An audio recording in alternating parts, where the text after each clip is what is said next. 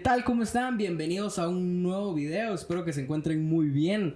Yo soy Diego Velázquez. Roger Camacho. Y hoy tenemos un invitado súper especial. Armando Trujillo para servirles.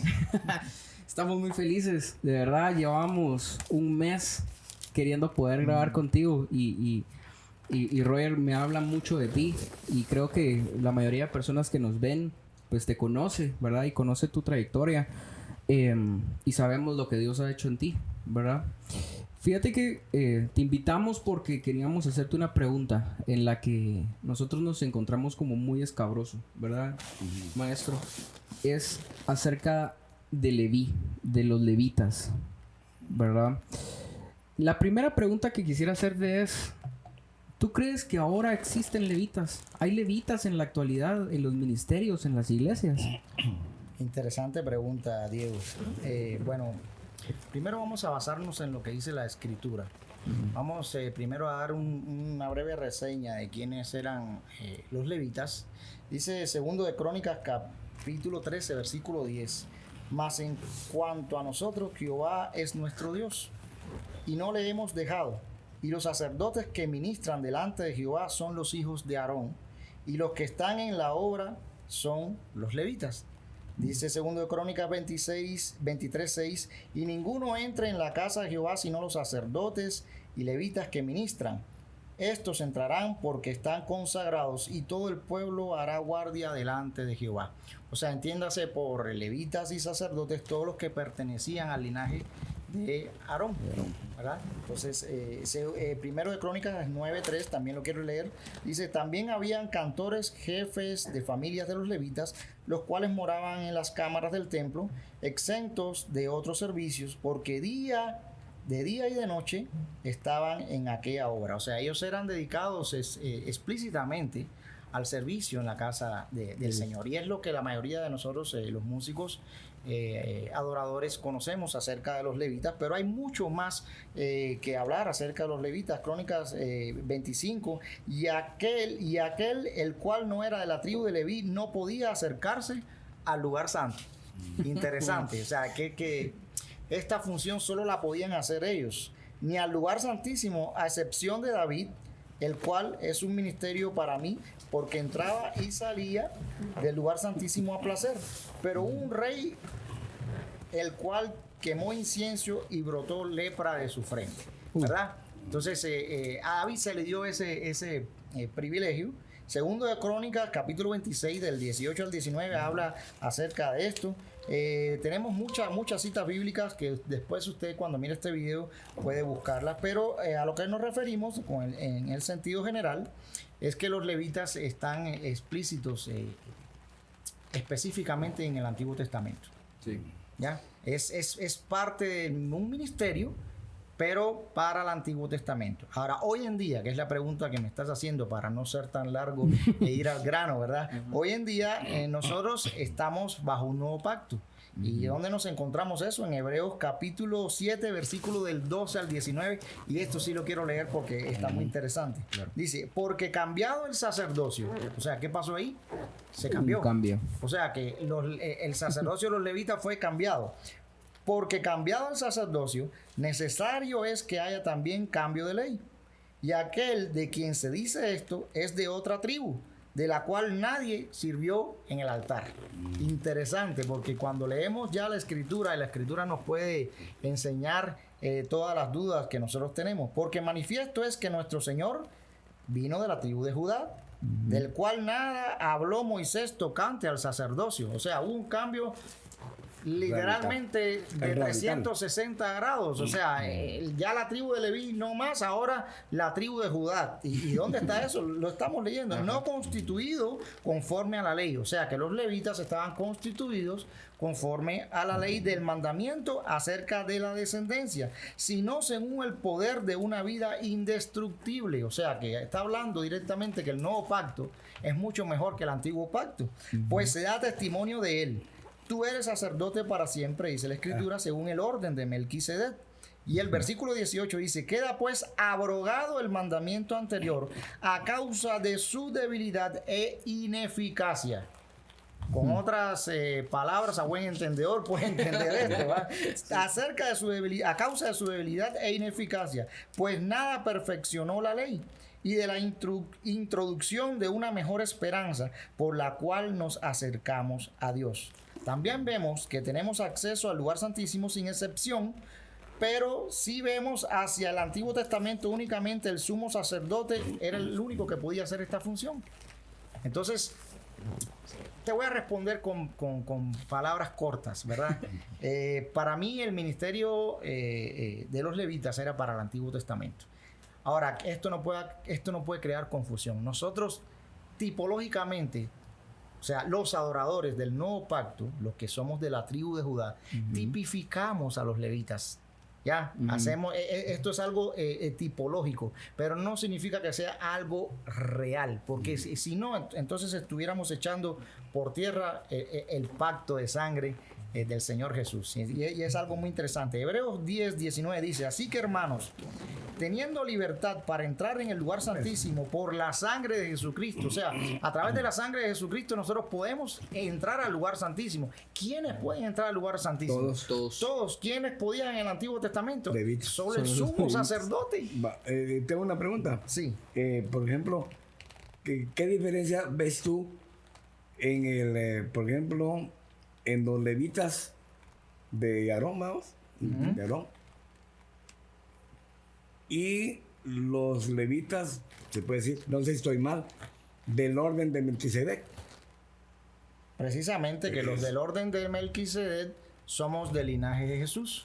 Y el linaje de Jesús viene de la tribu de Judá. Y vamos a estudiar un poquito, porque me gusta mucho estudiar, pero con la palabra en la mano, para que no haya confusión y sea mi palabra, sino la palabra de Dios. Dice primero de Pedro 2:9: mas vosotros sois linaje escogido, real sacerdocio, nación santa, pueblo adquirido por Dios, para que anunciéis las virtudes de aquel que os llamó de las tinieblas a su luz admirable. ¿Para qué es este nuevo sacerdocio?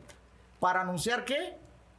Las virtudes de aquel. Y nosotros todavía estamos centrados en el Antiguo Testamento, en las costumbres de los levitas. Por eso es que muchos de los músicos no pueden predicar el evangelio, porque están centrados en las costumbres de los levitas. No significa que no tomemos buenos ejemplos de los levitas. Ya ellos se consagraban a Dios, limpiaban sus vestiduras, que tipológicamente eso es lo que debemos hacer, que es realmente lo que me estás preguntando acerca del orden de Melquisedec. O sea, nosotros somos adoradores. Cuando el Señor habla con la samaritana, ¿qué es lo que le dice a la samaritana? Yo estoy buscando verdaderos adoradores que me adoren en espíritu y en verdad. El problema es que hoy en día le pasamos la responsabilidad, entre comillas, a los levitas, evitando nosotros tener esa responsabilidad.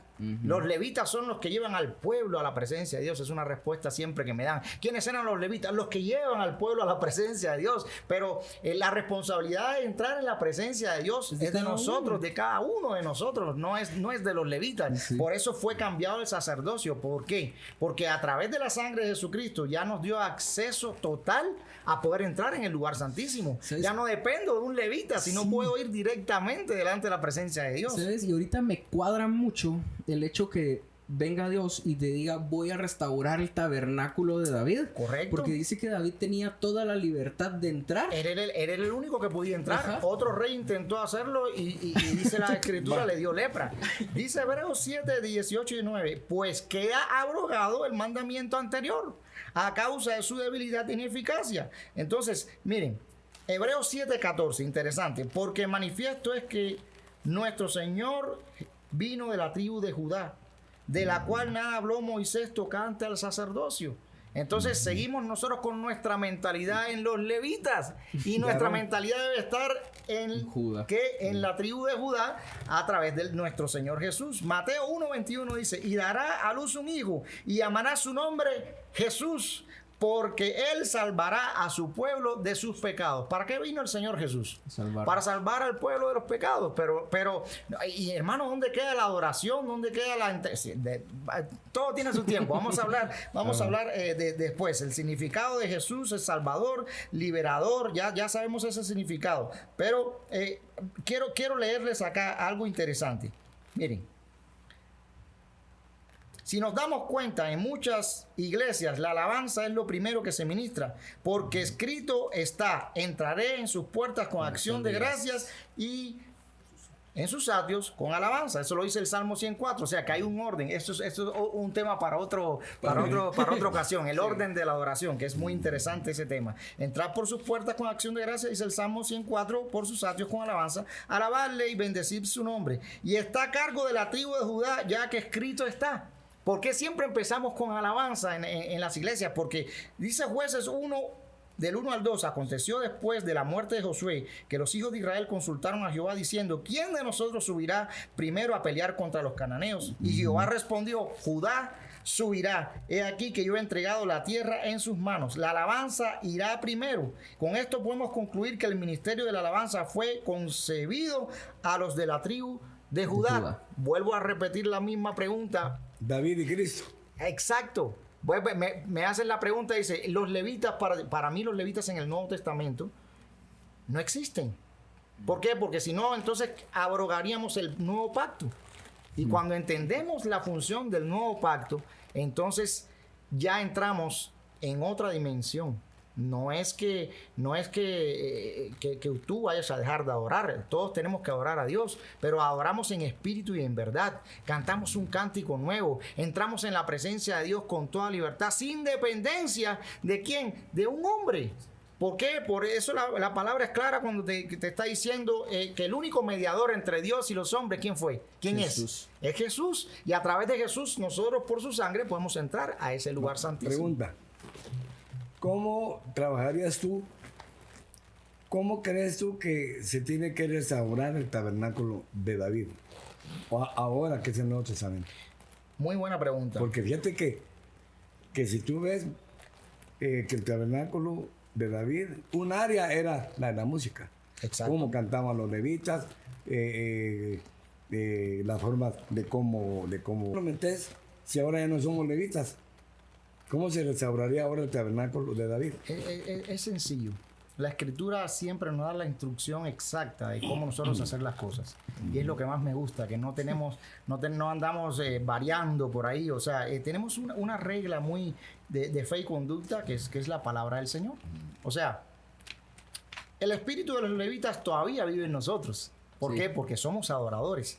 Pero ya no tenemos que cumplir las reglas que ellos tenían que cumplir, para empezar, ¿verdad? Entonces, hay muchos aspectos en los cuales el hombre no pudo cumplir con la ley. Por eso la ley fue abrogada, porque el único que pudo cumplir la ley fue el Señor Jesús. Amén. Y nos dio testimonio de que sí se podía cumplir la ley, sí, ¿verdad? Amén. Porque se fue probado en todo, pero sin pecado, ¿ya? Entonces, Jesús en el nuevo pacto nos viene a enseñar cómo ser mejores levitas, pero ahora a través de la tribu de Judá. Ya nos está diciendo, ok, ustedes no pudieron cumplir todos esos mandatos, todas esas leyes de sanidad, todo lo que conlleva a ser un levita, porque también el ser levita conlleva a tener una porción legal, algo de lo cual vamos a estar hablando un poquito más adelante. O sea, porque si soy levita para ministrar en el altar, también soy levita para comer, ¿verdad? Entonces, exacto, los diezmos, todas estas cosas que llevan, tienen una connotación específica en el libro de Nehemías. Creo que es el capítulo 13, del capítulo 10 al capítulo 13. Habla acerca de la porción legal que le corresponde a los levitas. Habla de una porción legal, ¿verdad? Pero a través de la sangre de Jesús, nosotros tenemos un nuevo pacto, y dice la misma escritura que es un mejor pacto, ¿ya? Porque ya no es a través de los sacrificios de animales, sino que el Cordero, el Hijo de Dios, se sacrificó él para poder darnos acceso al lugar santísimo, privilegio que no tenían todos los seres humanos. Ya por lo tanto, al hacer una comparación, nos damos cuenta que el nuevo pacto es muy superior al antiguo pacto. ¿Por qué? Porque permite la entrada de todos, no la entrada de una sola persona a interceder. Entonces todos podemos entrar al lugar santísimo, y esta es la gran ventaja y responsabilidad. Porque entonces ahora la responsabilidad de llevar al pueblo a la presencia de Dios no recae sobre los levitas, sino cae sobre todos nosotros que somos adoradores. Como individuo. ¿Por qué Jesús le dijo a la samaritana: estoy buscando adoradores? ¿Será que no los encuentra? Y es interesante esto, porque, o sea, ¿por qué Dios está buscando adoradores? No está buscando levitas, está buscando adoradores. ¿De la tribu de Porque quién? casi no hay. De la tribu de Judá. ¿Por qué? Porque no, ¿y por qué no hay, Roger? Porque todo el mundo dejó la responsabilidad en los levitas. Y la responsabilidad es para cada uno de Entonces nosotros. yo ya no. Entonces yo ya no, exacto. Él es el encargado de él es el santificarse. encargado de la alabanza. Él es el que tiene que llevarme a mí a la presencia de Dios. Ajá. Y la palabra es clara cuando dice que el Señor se mueve en medio de la alabanza de su pueblo. ¿Ya? Y cuando no entendemos el nuevo pacto, por eso la presencia de Dios no desciende. Una de las razones por la cual la presencia de Dios no desciende en nuestras congregaciones es porque no entendemos esta parte del nuevo pacto. Y número 2, que es otro tema que vamos a estar hablando más adelante, es lo que nosotros cantamos. O sea, Dios no se puede mover en medio de la alabanza a un pueblo si no le cantamos a Él. Una pregunta. Entonces, creo que sí hay cierta responsabilidad sobre los músicos porque, por ejemplo, dice que uno tiene que ser un tañedor para que se manifieste la presencia de Dios. Correcto. Y, O sea, y eso va a ser bendición para el pueblo. sí, pero ¿en qué base bíblica estás abordando? Acerca del Antiguo Testamento, cuando viene Sí. Eliseo y pide el tañedor. Ya, Sí. se pedía un tañedor, como mismo hoy un predicador le pide a un tañedor que suba a ministrar para poder, o sea, ¿Funciona todavía eso? claro que funciona porque es un equilibrio espiritual y es lo que no entendemos muchas veces. No necesitas tener un cargo para tener la unción del Espíritu Santo. O sea, el rey David estaba detrás de las ovejas antes de ser rey y tenía una unción sobrenatural. Dice, y cuando el Espíritu de Dios venía sobre él, agarraba al león, al oso y le quitaba la oveja de la boca. Sí, no O sea, era y necesario que le dijeran, eres rey. Eres y el entonces rey ya lo o eres podemos- el levita.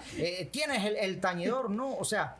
Por eso la palabra es clara cuando nos enseña que nosotros debemos cantar salmos, himnos y cánticos espirituales. O sea, cada persona tiene la capacidad de dentro de su interior hacer un cántico espiritual y convertirse en un tañedor. El problema es cómo vivimos nuestras vidas delante de Dios para poder ser tañedores. Porque la diferencia no es por lo bonito que toco. La diferencia es por la comunión que tengo con el Señor. Dice, la comunión íntima de Jehová es con los que le temen. Entonces, cuando entendemos que el nuevo pacto vino a mejorar todo eso y le vino a abrir las puertas a todo el mundo y le vino a dar la oportunidad a todo el mundo, sí hay una selección de adoradores. Porque te digo, Sí, que si hay una tiene- selección de adoradores, que ¿quiénes son? que tienen que saber tocar, Exacto. que tienen que saber cantar. Exacto. ¿Quiénes son? La gente que se ha dedicado a buscar a Dios. Porque Y la- a estudiar, obviamente, Y a estudiar. la parte Técnica. eso es otro tema que podemos dar, ¿verdad? Porque la Aquí Biblia podemos dar también muchos dice, temas, ¿va? lo que hagas, hacerlo bien. Exacto, el Salmo 33:3 dice, hacerlo bien, tañendo con júbilo. Y la connotación de hacerlo bien lleva, o sea, ahí es donde usamos la tipología de cómo lo usaban los levitas, cómo lo hacían los levitas, en qué manera lo hacían los levitas para nosotros poder aplicarlo. Pero no es que somos levitas directamente, pero podemos utilizar las herramientas que utilizaban los Una levitas, figura. una figura de cómo ellos representaban en el templo la adoración, ¿verdad? Los significados de las palabras en hebreo, de las diferentes palabras de alabanza, adoración, tienen una connotación muy, muy importante dentro de la litúrgica cristiana a nivel mundial. Pero lo que queremos dejar claro es esto, que no existe un indicio en el Nuevo Testamento de la acción de los levitas, porque si no eso, entonces se echaría por tierra el sacrificio del Señor Jesús. O sea, a lo que quiero aclarar primero en esta primera grabación sería ubicarnos en tiempo y espacio. ¿Quiénes somos nosotros? Que eso es importante saber. ¿Quiénes somos? Nosotros somos sacerdotes, ¿ya? Según el orden de Melquisedec. Que es Cristo. Y descendemos del linaje de Cristo, ¿ya? Porque Cristo perteneció a la tribu de Judá. Entonces, por eso Judá significa el que lleva la alabanza. Significa que todo Judá puede llevar alabanza. Todos podemos alabar a Dios con libertad y sin ninguna necesidad de dejarle esa representación A una persona en específico. a un personal que ocupa un tiempo en el Antiguo Testamento, pero estamos en el tiempo de la gracia. Entonces, a la hora de ubicarnos en tiempo y espacio y saber quiénes somos, entonces podemos desarrollar más adelante ya el ministerio de adoración o ministerio de adoradores o como quieran ponerle el nombre, pero me refiero a una base aparte, conociendo de lo que yo soy. ¿Qué es lo que soy en Cristo ahora? Nueva criatura. ¿Qué es lo que soy? Soy de la tribu de Judá. Soy un adorador, soy un sacerdote, linaje escogido. No soy cualquier cosa. ¿Ya? O sea, no, es que los levitas tenían una connotación alta en el pueblo. Eran jueces, hacían cosas. Sí, pero ahora soy linaje escogido. Real sacerdocio y nación santa. O sea, la categoría por el nuevo pacto subió. Y entonces, al subir la categoría, también sube la responsabilidad. Entonces esto es lo que a veces no entendemos. Queremos subir la categoría, pero no la responsabilidad. Entonces significa que tenemos que ser más santos. Dice la palabra del Señor, sin santidad nadie verá al Señor. Significa que tenemos que hacer mucho mejor las cosas que los levitas en el Antiguo Testamento, ¿verdad? Dar ejemplo de quiénes somos, ¿verdad? Entonces el nuevo pacto lo que vino a hacer es mejorarlo todo, pero con una connotación generalizada para todo el personal que acepta a Jesús como su Salvador. Entonces eso es una excelente noticia. ¿Por qué? Porque ya todos podemos entrar en el lugar santísimo y eso es una alegría.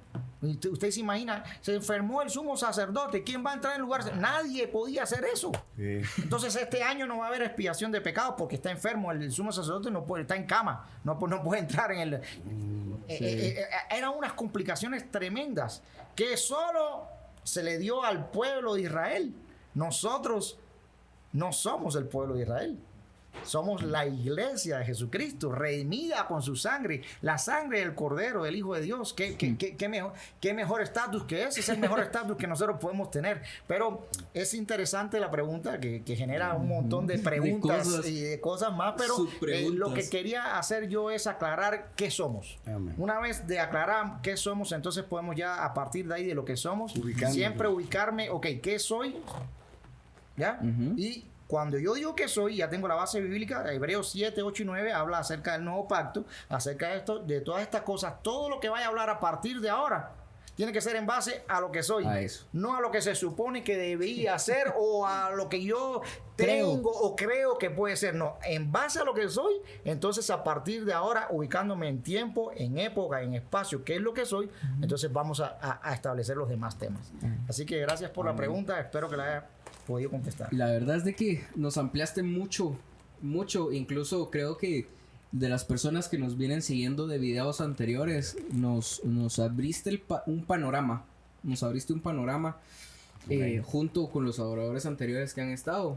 Antes de poder concluir este video, quiero hacerte una pregunta. Los adoradores sobre el púlpito, los músicos, los cantores, tienen que tener una connotación más especial de la que ya nos otorgaron. Simplemente somos mortales. Por eso Dios no hace acepción de personas, ¿verdad? Y esto va con una referencia a los 5 ministerios, ¿ya? Y va con una referencia en el nuevo pacto a que cada uno tiene una utilidad dentro del cuerpo de Cristo. ¿Por qué no sos ojos y por qué no sos orejas? Sí. Que cada cual tiene una función. Dice la misma escritura que los que más vergüenza nos da son los que más cubrimos. Sí. ¿Ya? Sí. Entonces eso me da un lineamiento de que no hay preferencias. ¿Ya? Cada cual cumple una función importante, pero nadie es imprescindible dentro del cuerpo de Cristo. ¿Ya? Todos somos parte de algo que trabaja en conjunto. Para que funcione el cuerpo, todas las partes del cuerpo tienen que funcionar. Si te duele un dedo, todo el cuerpo se duele. Es como el mal chiste, va, doctor, me duele todo, me toco aquí, me duele, me toco aquí, me duele, me toco. Tienes el dedo partido.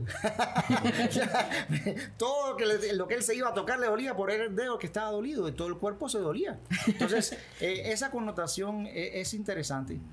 Yo tengo una opinión muy personal, ni la quiero hacer valer tampoco, no me interesa hacerla valer, pero tengo una opinión muy personal acerca del altar, de la posición de los músicos en el altar, porque eso también es una tipología del Antiguo Testamento, de lo que hacían los levitas, que estaban en un lugar más alto, obviamente por cuestión, me imagino, sonoridad y todo lo que esos grandes músicos, Asaf, Emán y Jedutún, ellos revolucionaron la alabanza, sí, prácticamente junto con David. Y dice que hasta crearon instrumentos nuevos, sí, que no están ni tan siquiera reconocidos. Sí. Ya, estos chavos, como dicen aquí en el Buen Chapín, eran impresionantes lo que hacían.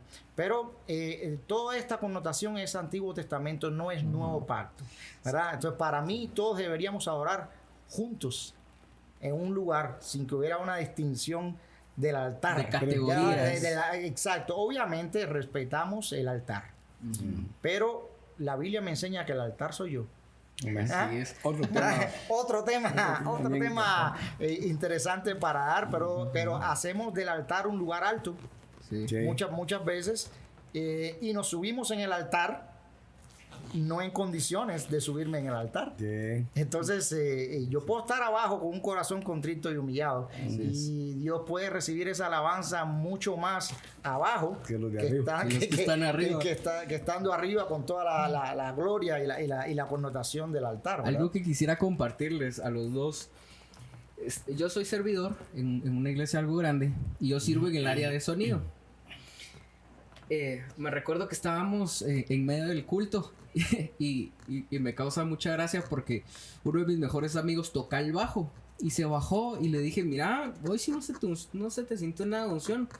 ¿No oraste o qué? Y él me contestó algo que me llegó mucho. ¿Y vos? ¿Y vos te santificaste antes de tocar la consola? Estabas prestando la atención a lo que estaba haciendo el bajo, pero tú no estabas adorando. O sea, me estás criticando, pero Exacto. vos no estás viendo la miga en tu propio ojo. Exacto, por eso es que la responsabilidad, como dije anteriormente, es de cada uno de nosotros. Amén. Así O es. sea, no. Seguimos los lineamientos de cada una de nuestras iglesias. Dice la palabra que el obedecer es mejor que los sacrificios. Sí. Y cuando uno decide ser miembro de una iglesia, uno tiene que acatarse a las reglas y Eso. normas de cada iglesia. Y eso atrae bendición, porque Amén. el orden Es cierto. atrae bendición, ¿verdad? Amén. Entonces, pero estamos debatiendo qué es lo que dice la Biblia, ¿verdad? La Sí. Biblia, y es interesante porque la Biblia siempre nos aclara todas las dudas que nosotros podemos tener. ¿Qué dice la Biblia acerca de lo que somos? ¿Qué somos en Cristo? ¿Cómo tenemos que actuar en Cristo? Me llama la atención que la mayoría de las veces en el Nuevo Testamento la música siempre que se utilizó, que es muy poca, se utilizó para evangelizar. Sí. ¿Ya? Y la connotación que nosotros damos acerca de los levitas es para entrar en la presencia de Dios, cuando eso se supone que debe ser una búsqueda personal de cada uno de nosotros, no esperar a llegar a la iglesia para Y entrar en la buscarlo. presencia de Dios. Pero igual son temas un poquito paradójicos y contrastantes que a veces nos tienden a generar polémica y no es lo que nosotros queremos transmitir en este En estos programa. Al videos. contrario, lo que queremos es dar una orientación de qué es lo que dice la Escritura, no lo que decimos nosotros. Amén. Pueden haber personas que estén a favor y pueden haber personas que estén en contra de esto que estamos hablando. No pasa nada, Sí. solo escudriñemos la Escritura y la actitud creo acá es de aprendizaje. Amén. Ya hay cosas que yo no me sé y aprendo y hay otros puntos de vista interesantes, hay diferentes interpretaciones, ¿verdad? Y cuando yo digo mi interpretación es la que es, ahí estoy cometiendo un grave error. Encerrarme en un cuarto y decir, ok, esto es lo que yo creo y esto es la verdad. Quisiera que dijéramos este primer video aquí y solo decirles a las personas que nos estén viendo, sigamos al Jesús de las Escrituras. No nos hagamos un Jesús imaginario. Sigamos al Jesús que dice la Biblia que es y vivamos conforme lo que dice la Biblia que somos. Nos despedimos y que tengan un feliz día. Amén.